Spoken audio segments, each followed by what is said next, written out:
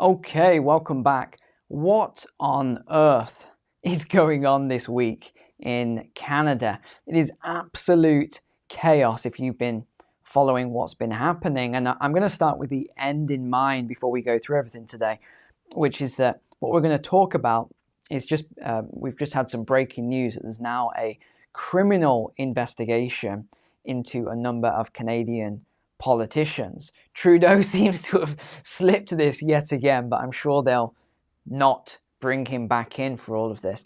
So what are we talking about? Well, there's two things that's happening at the moment in Canada. And if you're a Canadian online, then I'm sure you'll drop in the comments everything that you're seeing. Or Canada's changed a lot in the last 3 to 4 years. I think you'll all agree, especially if you're a Canadian. And not in a good way. It's somewhat of a dystopian nightmare, which is why I've still never visited Canada except to transit through there. But it is a country I would love to visit in the future when all of this turns around.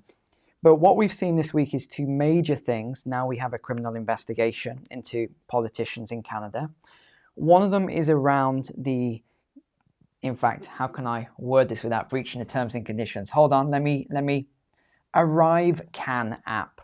There we go. That's the best way to say it. The Arrive Can app, which restricted people's movements, freedom of speech via the censorship. You had no choice. You had to give them all of your medical data, and now it is absolutely shocking what's coming out. I'm reading into all of these documents, and it's like a rabbit hole. You start reading into some, and then even more of these documents come out. And it's interesting that at the same time as this huge bombshell has just dropped, they've also launched the online hate speech bill. Isn't that strange? So we had the UK launch at the same time as a big news story. We had the US launch at the same time as a big news story. We had the European launch at the same time as a big news story. And now we've got the Canadian launch, which has happened at the same time as this. I wonder, what a coincidence as usual. So we'll touch upon that towards the end of the video. But it's pretty much, I've been reading through the documentation.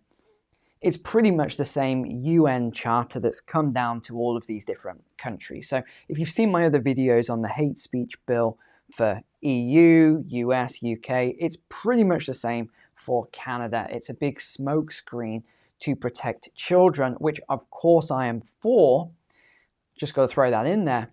It's a smokescreen to protect children online, which of course we all agree is an important thing, but to implement all this new dystopian measures so that if you say anything that the leadership doesn't like, then you can be censored. And in fact, I would say the Canadian one is one of the most severe. They've got even worse things in there than even some of the other countries. So let's have a look at the shared screen at some of these articles that I've pulled up for you. Again, I've summarized a lot of this here. So I don't know Canadian media, so I don't know if the Globe and Mail is left-wing, is right-wing, so drop it in the chat. I'm just going off the information, not the politics behind it. So here's the first one. Auditor General to report on Monday on how the cost of ArriveCan app grew from, I'm laughing because it's so crazy, $80,000 to more than $54 million. I mean, it's not as if it doubled. Like, it went from 80,000 to 160,000, or it was a 10x increase. It wasn't 80,000, it was $800,000 for this app. No, it was $54 million. I mean, when you get numbers like this, you have to laugh. I can't even say it without bursting out laughing, because it's obvious to me. It's blatantly obvious what is going on there. And they're doing all these investigations, and I'm looking at what they're talking about with these investigations and the findings, and I'm going, come on, use your brain here. Who gave the contract to these people, 2 people, and look into their finances, look at their bank account, get some sort of a court order, look at their bank account, see if they've got any offshore accounts. It's obvious what's going on. Surely people can see it. I'm not the only one that can see this. But anyway, maybe I am. So let's see what's happening. So this was it. It went from $80,000, this app that was supposedly very simple to create. They even had a hackathon to recreate it within a weekend. And it's more than $54 million. I mean, this is crazy. So what's happening? There's just outrage, uproar about this. The fallout has included dramatic scenes in which senior federal public servants have publicly accused each other of lying over how keywords here, two-person home-based business. This is absolutely legit. It's in this guy's basement. I'm not making this stuff up. You can look this up. These two guys are in a basement called GCS Strategies, and they were selected as the main company to receive millions of dollars to build this app. Now, what's even more crazy is these guys even said they're not IT consultants. They don't know anything about, they went on record, they said, we don't know anything about IT. And then they built this app for 50, I mean, it doesn't make any sense. And not only that, now coincidentally, I mean, another coincidence, they've been requested for this big trial and investigation. Guess what? They're both unwell. Mental health problems. Of course they've got mental health problems at this point. You know, and they're saying, yeah, be kind. They're using this hashtag, be kind, we can't show up. I mean, it's the most overused hashtag ever now, be kind. Whenever someone's done something wrong, they use this as a get out clause. Oh, you know, my mental health, I can't, yeah, I might have, you know, taken this money and I might be involved in this investigation, but my mental health, you know, who else did that recently? I think it was that TV promoter. Do you remember that? That one person didn't really do much at all, and he was dragged through the coals, over the coals, and then another person did a lot of bad, dodgy stuff. It even involved kids, as you remember, and everyone said, be kind, leave him. He's got mental health problems. He's not feeling well. This can create more stress in his life. It's like, okay, so one rule here, another rule there. Okay, got it. So let's continue on with this. So this debate is focused on the government's heavy use of 3 IT staffing firms, GCS Strategies, Coradix, and Dahlia. Now, they've won nearly $500 million in federal IT contracts, even though there's just a few of them or a couple of them working in each company. That's not suspicious whatsoever. I just can't imagine what's going on there. And because of this, 10,000 Canadians suffered at the hands of these people. They were told to quarantine under threat of heavy fines. So there's an investigation into all of this. It also violated the Privacy Act. We know here the thing is with all of this, it's not as if anyone's even going to be held accountable with all of these things. It's all being brushed under the carpet. Every time I see Trudeau, I can't stand the guy, but every time I see him being questioned, he just slips the questions every time. He passes it on to someone else. I mean, it's as if this guy's untouchable. All the stuff that he has done that has now come out. You know, there's 5 or 6 things that have come out from the last 4 years that they said he committed criminal offenses. They were illegal, the things he did. And yet he just seems as if nothing can touch him. It's very strange. I wonder why that is. The RCMP is investigating allegations. Well, yeah, basically who guards the guards, I think we'll say here. So we know probably nothing's going to come of this over contract-related misconduct. The Canadian Border Services Agency. There was cozy relationships between the public service and private consultants.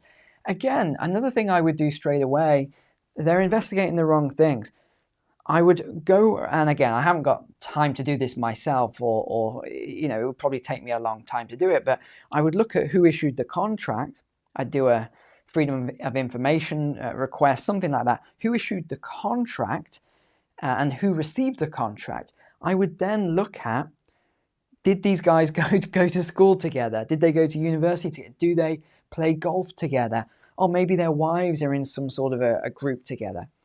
It's the most obvious thing to look at straight away. And they're looking at all these other things. Look at the most obvious things. Look at the bank accounts. I mean, come on, this is surely this is basic stuff here. Look, again, Dalian, another company, it's got just 2 employees. 2 employees. GC Strategies received 59 million. And over the past 10 years, these other 2 received 411 million. Now they're suspending these contracts while they look into the complaints. Well, at least they're doing something. So through the course of the audit, they're going to ask questions linked to actual suspected or alleged fraud. Good, let's hear that. And now we've got a police investigation.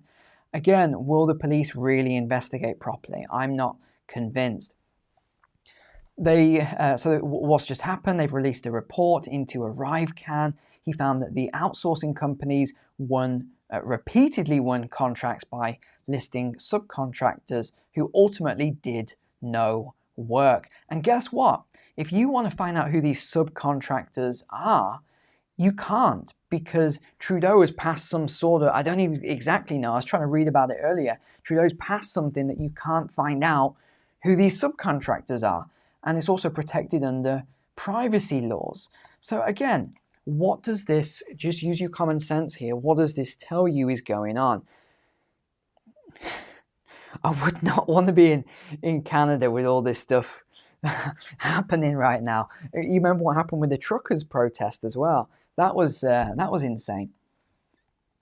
Now look at who's received all of these contracts. Here you've got Amazon, you've got Microsoft, you've got all these huge companies, and yet who got all these contracts?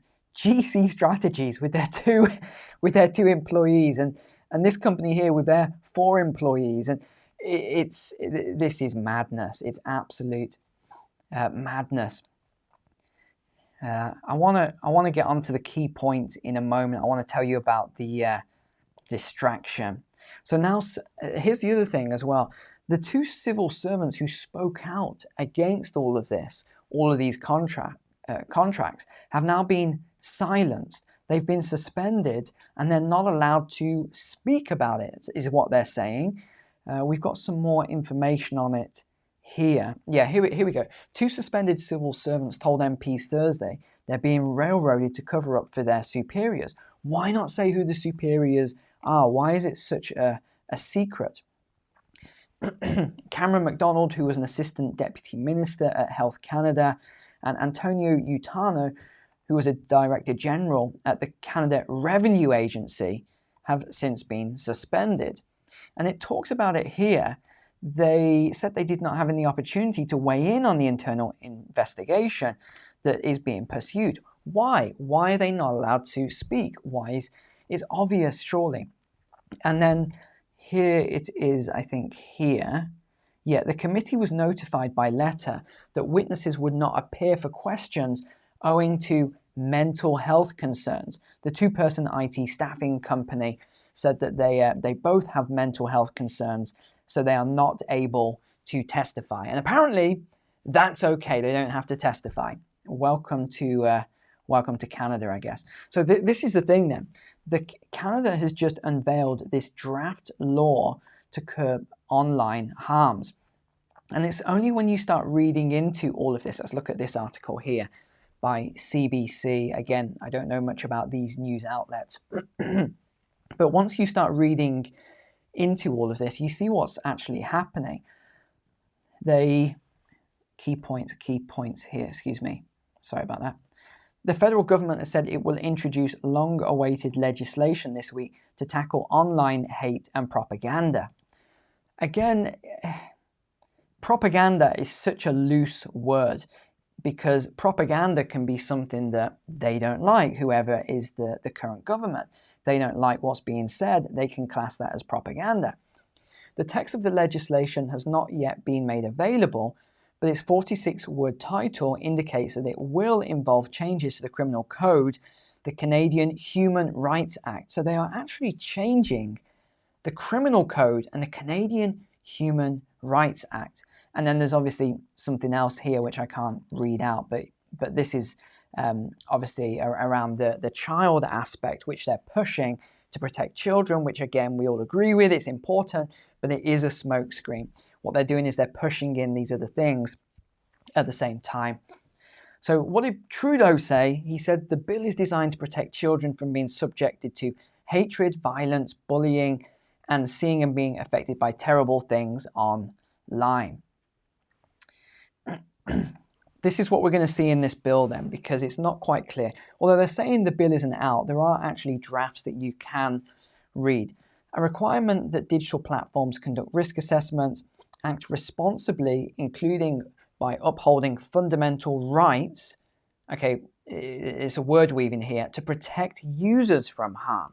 So they're not protecting your rights, they're protecting the rights to protect users from harm. You've got to look into the language. A special duty to protect children from harm. Green, I agree with that, great. Prescribe corrective measures. Okay, now this is a key one. A regulator for online harm with the power to investigate and audit digital platforms. So these are your social media giants. They're going to impose fines and prescribe corrective measures. Now, why is this quite crucial then? Because if you are a for-profit company, you're a social media giant, what do you not want? You don't want fines. You don't want hassle. You don't want to be involved in, I mean, you look at Mark Zuckerberg. He said he'd never wanted to be in that situation again where, you remember, he looked like a robot or an alien or something, and didn't even answer the question. It was a super weird trial, if you ever saw that. They don't want to go through this again. So what are they going to do? Are they going to look after users, or are they going to follow this new law and do whatever the government says? Because the fines are absolutely enormous. They could get $1 billion fine if they do something wrong here. So it's quite obvious what's happening. And who says what these corrective measures are? It's the Canadian government. A provision requiring an avenue to audit and verify that digital platforms are meeting their obligations. Again, who sets the obligations? It's the Canadian government. And then we've got an online forum for victims affected by platforms, content moderation practices. So again, I agree with that aspect. But you can see what's actually happening here. There's somewhat chaos this week in Canada. Do I honestly think anything's going to come of it? I really don't. I think even with these investigations, now the police investigation, they're not even going, I don't think they're even going to look into it properly. I don't think they'll do the basic stuff I said, see if there was some sort of backhanders. Hey, my friend from school, I'll give you this contract, even though there's two of you, and in return, you slip me just $1 million. I'll give you 50 mil, you slip me $1 million, and that's it, we'll do the contract. I mean, surely this is what's happened. Drop it in the comments below what you think. Crazy, huh? Crazy.